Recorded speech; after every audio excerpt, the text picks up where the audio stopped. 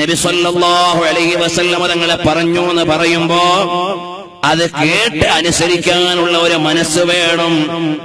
ഇന്ന് നിങ്ങളൊന്ന് ആലോചിച്ചു നോക്ക്. നമ്മൾ വിചാരിക്കും നമ്മൾ സുന്നത്തൊന്നും ചെയ്യാതിരുന്നിട്ടും നമ്മളെ പല ധിക്കാരങ്ങൾ ചെയ്തിട്ടും വളരെ അടിച്ചുപൊളിച്ച ജീവിതമാണെന്ന് വിചാരിക്കും. തെറ്റിപ്പോയി മോനെ.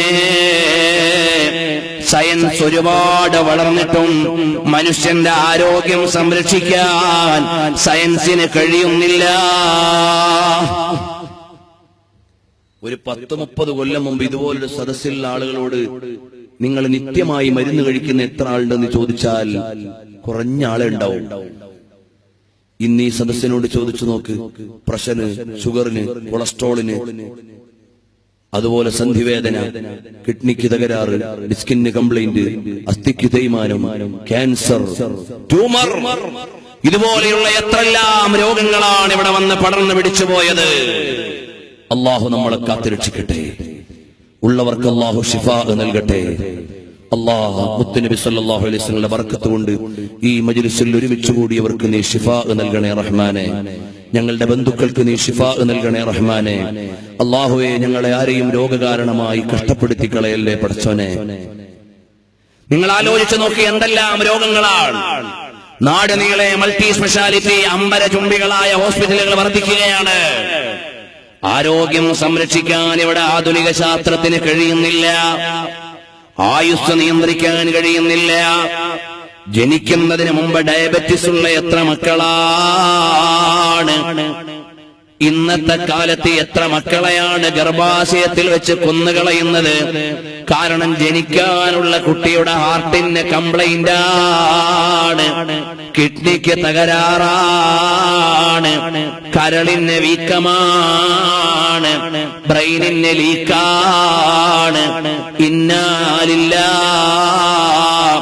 കേട്ടുകേൾവിയില്ലാത്ത രോഗങ്ങളും മറികടക്കാനാവാത്ത പ്രയാസങ്ങളും അതാ മരണത്തിന്റെ ഡേറ്റ് കാത്തു കഴിയുന്ന ക്യാൻസർ രോഗികളും എല്ലാം പടർന്നു പിടിച്ച ഈ ലോകത്ത് നമ്മുടെ ആധുനികതയുടെ സംരക്ഷണം എവിടെ? ഇതെല്ലാം അല്ലാഹുവിന്റെ പരീക്ഷണമാണ്. നമ്മൾ വിചാരിക്കും നമ്മൾ സുന്നത്തൊന്നും ചെയ്തില്ലേലും കാര്യമൊക്കെ റെഡിയാണ്. ഇസ്ലാം മരിക്കുക എന്ന് പറഞ്ഞാൽ സുന്നത്തൻ വസുന്ന. ഓരോ സുന്നത്ത് മരിച്ചിട്ടാ ഇസ്ലാം മരിക്കുക, അല്ലാതെ ബോംബ് വീണിട്ടൊന്നും ഇസ്ലാം മരിക്കൂല. ഇസ്ലാം മരിക്കുക എന്ന് പറഞ്ഞാൽ ഓരോ സുന്നത്ത് മരിക്കുകയാണ്. തീൻമേശയിലെ 100 കണക്കിന് സുന്നത്തുണ്ട്. തീൻമേശയിലെ 100 കണക്കിന് സുന്നത്ത്. നമ്മൾ ബൊഫേ, കഫേ, കൊഫേ ബഫേ ബെറ്റ് എല്ലാം കൊണ്ടുവന്നിട്ട് ആ സുന്നത്ത് മുഴുവനും മരിപ്പിച്ചു കളഞ്ഞു. ആ സുന്നത്ത് മുഴുവനും ഇല്ലായ്മ ചെയ്തു കളഞ്ഞു. നമ്മളുടെയൊക്കെ വീടുകളിൽ ചെറിയൊരു ഫംഗ്ഷൻ ഉണ്ടായാലും ബൊഫേ, ഇരുന്ന് കഴിക്കുന്ന സുന്നത്ത്, സൽക്കാരത്തിന്റെ സുന്നത്ത്, അതിഥിക്ക് നൽകുന്ന ബഹുമാനത്തിന്റെ സുന്നത്ത്, ഇതെല്ലാം കഴിഞ്ഞു. ബൊഫേ എന്ന് പറഞ്ഞാൽ അതിന്റെ പച്ച മലയാളം എന്താ? എവിടുന്നെങ്കിലും പാത്രം എടുത്ത് എന്തെങ്കിലും വേണമെങ്കിൽ വാരിയിട്ട് എവിടെങ്കിലും ഇരുന്ന് കഴിച്ചിട്ട് പൊയ്ക്കോളൂ എന്നാണ്. ഇസ്ലാമിന്റെ ഭാഷ എങ്ങനെയാ? നബി സല്ലല്ലാഹു അലൈഹി വസല്ലം തങ്ങളുടെ ഭാഷ എങ്ങനെയാ? മൻ കാന യുഅ്മിനു ബില്ലാഹി വൽ യൗമിൽ ആഖിർ ഫൽയുക്രിം ളൈഫഹ. എത്ര പ്രൗഢമായ പ്രഖ്യാപനം! ഈ ഹദീസ് പഠിപ്പിക്കുന്ന കാലത്ത് ഞങ്ങൾ ഉസ്താദുമാരോട് അത്ഭുതത്തോടെ ചോദിച്ചിട്ടുണ്ട്. അല്ല, അതിഥിയെ സൽക്കരിക്കുക എന്നുള്ളത് മനുഷ്യന്മാര് മുഴുവൻ ചെയ്യുന്നൊരു നല്ല കാര്യമാണ്. അതിന് മതത്തിനും ജാതിയൊന്നുമില്ല. ആ ഒരു ചെറിയ കാര്യം പറയാൻ ഇത്ര വലിയൊരു മുഖദ്ദിമ വേണമായിരുന്നോ? മൻ കാന യുഅ്മിനു ബില്ലാഹി വൽ യൗമിൽ ആഖിർ. അല്ലാഹുവിലും അന്ത്യനാളിലും വിശ്വാസമുണ്ടോ? എന്നാൽ നിങ്ങൾ നിങ്ങളുടെ അതിഥിയെ ആദരിക്കണം.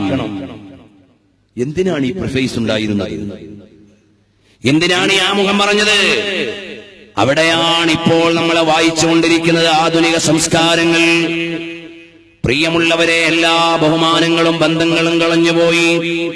ചെറുപ്പക്കാര് മല്ലിട്ട് ഒന്നാമത്തെ ലൈനിൽ നിൽക്കുമ്പോ പ്രായമുള്ള ഉപ്പമാര് ബാക്കിൽ നിൽക്കുകയാണ്. അതാ അവർക്ക് ഭക്ഷണം ഏത്, എന്ത്, എങ്ങനെ എന്നറിയില്ല. ഇതുപോലെ ഏതെല്ലാം സംസ്കാരങ്ങളാണ് മാന്യമായി നബി സല്ലല്ലാഹു അലൈഹി വസല്ലം തങ്ങളും മുൻഗാമികളും ചിട്ടപ്പെടുത്തി തന്ന ഒരു സുന്നത്തുണ്ട്. നിങ്ങൾ വിചാരിക്കും ഈ സുന്നത്തുകൾക്കൊന്നും വലിയ വിലയില്ലെന്ന്.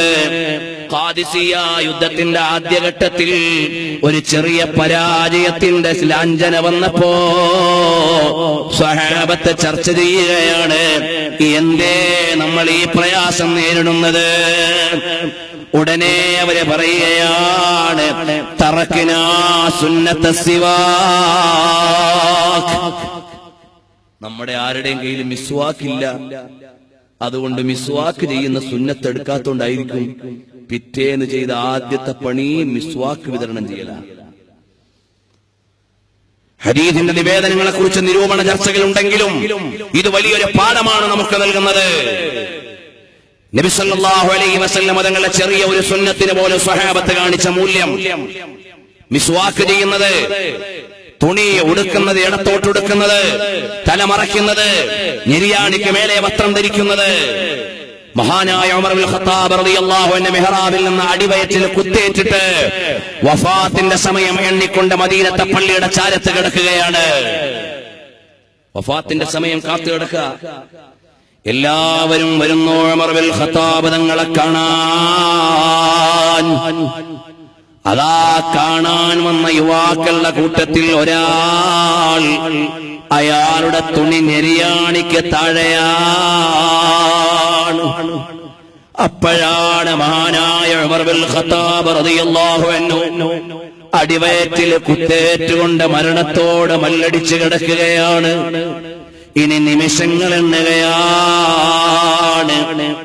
അതാ കാണാൻ വന്ന യുവാക്കളിൽ ഒരാളുടെ വസ്ത്രം ഞെരിയാണിക്ക് താഴേക്ക് കിടക്കുമ്പോ അവിടുന്ന് അടുത്ത് വിളിച്ചിട്ട് പറയുകയാണ്, യബ്ന അഖീ, എന്റെ സഹോദരപുത്ര, വസ്ത്രം ഉയർത്തി ഉടുക്കണേ മോനെ. അത് കണ്ടുനിന്ന സ്വഹാബത്ത് മുഴുവനും കരയുകയാണ്. അമീറുൽ മുഅ്മിനീൻ യഅ്മുറു ബിൽ മഅറൂഫി വയൻഹാ അനിൽ മുൻകരി ഫീ ഹാലി സക്റതിഹി. പടച്ചവനെ, സക്കറാത്തിന്റെ ഘട്ടത്തിലും നന്മ കൊണ്ട് കൽപ്പിച്ച് തിന്മ വിരോധിക്കുകയാണല്ലോ ബഹുമാനപ്പെട്ട അമീറുൽ മുഅ്മിനീൻ റളിയല്ലാഹു അൻഹു ചെയ്യുന്നത്. അല്ലയോ എന്റെ യുവാവേ, നിന്റെ വസ്ത്രമോ നിന്റെ പാൻസോ ഞെരിയാണിക്ക് താഴെ കിടക്കുമ്പോ നീ വിചാരിക്കും അത് വലിയ ഗൗരവമുള്ള വിഷയമല്ലെന്ന്. അഹംഭാവത്തോടെയാണെങ്കിൽ അത് വലിയ ധിക്കാരമാണ്, അറിയാതെയാണെങ്കിലും അത് സൂക്ഷിച്ച് പരിഹരിക്കേണ്ടതാണ്. നബി സല്ലല്ലാഹു അലൈഹി വസല്ലം തങ്ങൾക്ക് ഇഷ്ടം നിന്റെ വസ്ത്രം ഞെരിയാണിക്ക് മേലെയാകലാണ്, പൊക്കിളിന്റെ മേലെയാകലാണ്, ടൈറ്റ് ഫിറ്റ് ആകാതിരിക്കലാണ്. എന്റെ ചെറുപ്പക്കാരാ, ടൈറ്റ് ഫിറ്റ് ജീൻസും ബോഡി ഷേപ്പ് പാൻസും ധരിച്ച് നീ മൂത്രമൊഴിച്ചു കഴിഞ്ഞാൽ ചിലപ്പോൾ നിന്റെ മൂത്രം പൂർണ്ണമായും വാർന്നു പോവില്ല. മൂത്രം വാർന്നു പോവില്ല. അപ്പൊ നീ നടക്കുമ്പോ വീണ്ടും മൂത്രം നിന്റെ വസ്ത്രത്തിലാവും. നജസാണല്ലോ, വൃത്തികേടാണല്ലോ മൂത്രം. അതുകൊണ്ടല്ലേ നമ്മൾ ഒഴിവാക്കി കളയണം. ആ ഒഴിവാക്കി കളയേണ്ട മൂത്രം നിന്റെ വസ്ത്രത്തിലാവുകയാണ്. അതുവഴി നിന്റെ ആരാധന മുഴുവനും നഷ്ടമാവുകയാണ്. നിന്റെ വസ്ത്രത്തിൽ മാലിന്യമാവുകയാണ്. അതിന് പറ്റുന്ന ഒരവസ്ഥയുണ്ടായാൽ ആത്മീയമായി അത് വലിയ ഗൗരവമാണ്. അതാണ് നബി സല്ലല്ലാഹു അലൈഹി വസല്ലം തങ്ങൾ ഒരു വഴിയെ നടന്നു പോകുമ്പോ രണ്ട് ഖബറാളികൾ ശിക്ഷിക്കപ്പെടുന്നുണ്ട്. ഒരു ഖബറാളിക്ക് വന്നുപോയ കുറ്റമേതാണ്? മൂത്രമൊഴിച്ച സമയത്ത് പൂർണ്ണമായും വാർന്നു പോകുന്നത് കാത്തു നിൽക്കാതെ പോന്നയാളാണ്. ഇന്നാ ലില്ലാഹ്. എന്റെ ചെറുപ്പക്കാരാ, ഞാനും നീയും ഇതറിയുന്നുണ്ടോ? റസൂലുള്ളാഹി തങ്ങളുടെ സുന്നത്ത് നമ്മളുടെ ആരോഗ്യരക്ഷയ്ക്കാണ്, ആരാധനാരക്ഷയ്ക്കാണ്, പരലോകരക്ഷയ്ക്കാണ്. ഇതറിയാൻ നമുക്ക് കഴിയണം. നമ്മൾ വിചാരിക്കും, പഠിച്ചോനെ, ഈ മൂത്രം ഒഴിക്കുന്ന സിമ്പിൾ കാര്യമൊക്കെയാണോ മതം പറയുന്നത് എന്നാ നിങ്ങൾക്കറിയോ? ജാമിഅത്തുൽ അസ്ഹറിൽ യൂറോപ്യന്മാരായ ആളുകൾ ഇങ്ങനെ കാണാൻ വന്നു. അൽ അസ്ഹർ യൂണിവേഴ്സിറ്റി അങ്ങനെ കാണാൻ വരുമ്പോ അസ്ഹർ യൂണിവേഴ്സിറ്റിയുടെ ഉള്ളിലിരുന്നു കൊണ്ട് അന്നത്തെ ഉസ്താദുമാര് ക്ലാസ് എടുക്കുന്നത് വെള്ളത്തിന്റെ ഇനങ്ങളെ കുറിച്ചാണ്. വെള്ളത്തിന്റെ ഇനം നമ്മുടെ 2ാം ക്ലാസ്സിലെ മദ്രസയിലെ കുട്ടി പഠിക്കുന്ന പാഠം. മുസ്തഅമലായ വെള്ളം, നജീസായ വെള്ളം, തഹൂറായ വെള്ളം, ബാഹിറായ വെള്ളം, ഈ വെള്ളത്തിന്റെ ഇനങ്ങൾ പറയാ.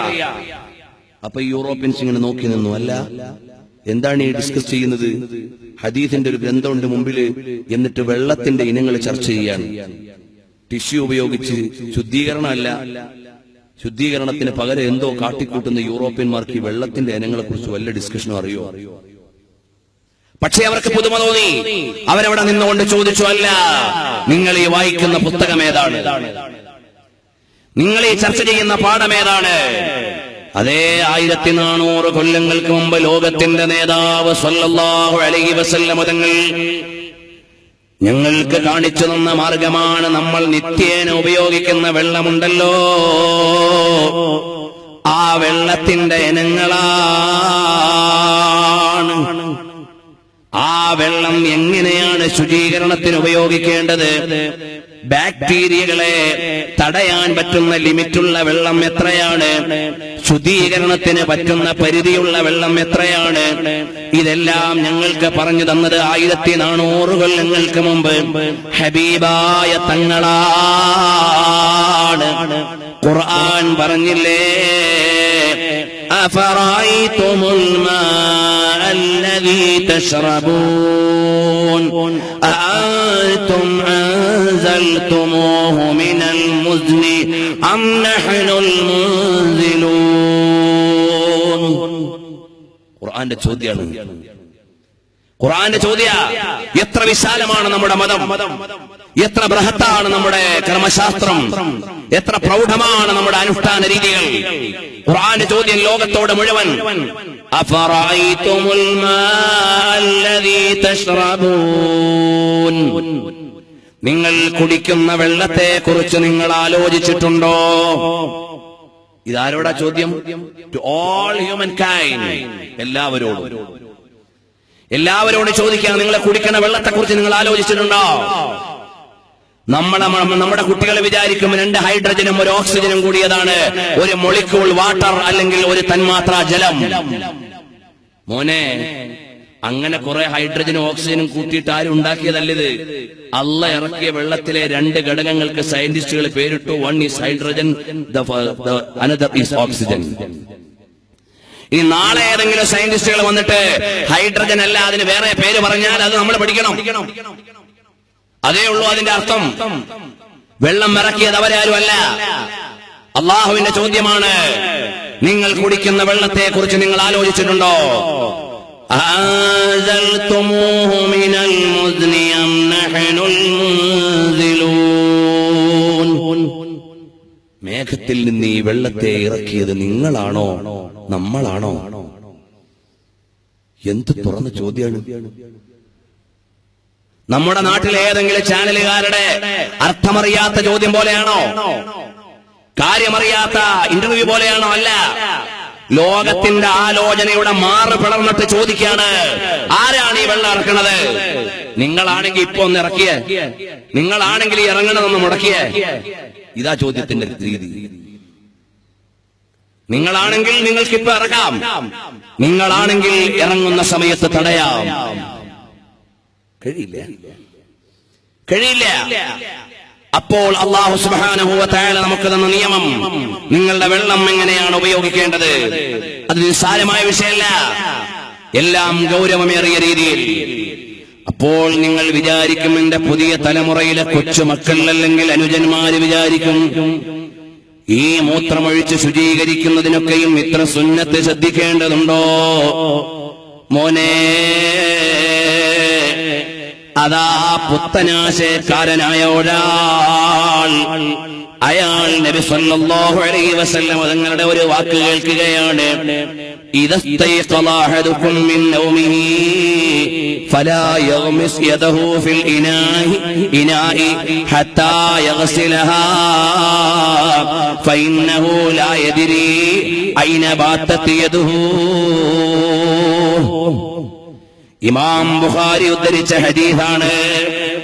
ഇമാം മുസ്ലിം നിവേദനം ചെയ്ത ഹദീസാണ്.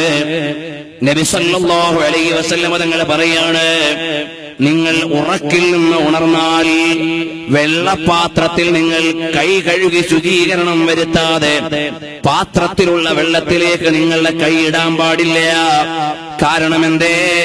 ലാ യദ്രി ഐന ബാത്തത് യദുഹു, രാത്രിയിൽ നിന്റെ കൈ എവിടെയായിരുന്നു എന്ന് അറിയില്ലല്ലോ.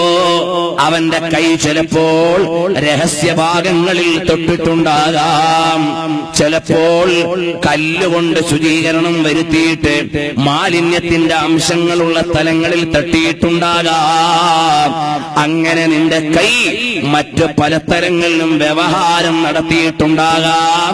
അതുകൊണ്ട് ചെറിയ പാത്രത്തിൽ കരുതി വെക്കുന്ന വെള്ളത്തിൽ ശുദ്ധീകരിക്കാതെ വെള്ളത്തിലേക്ക് കൈയിട്ടാൽ ആ വെള്ളത്തിന്റെ ശുദ്ധിയെ ബാധിക്കുന്നതാണ് എന്ന നിലക്ക് നബി സല്ലല്ലാഹു അലൈഹി വസല്ലം തങ്ങൾ പറഞ്ഞ ഒരു ഹദീസ് കേട്ടപ്പോ യുക്തി കൂടെ പിടിച്ചുപോയ മതപരിഷ്കരണം എന്ന പേരിൽ ബിദ്അത്തുകാരൻ പറയുകയാണ്, അന അദ്രീ ഐന ബാത്തത് യദീ ബാത്തത് ഫിൽ ഫിറാഷ്. എനിക്കറിയാം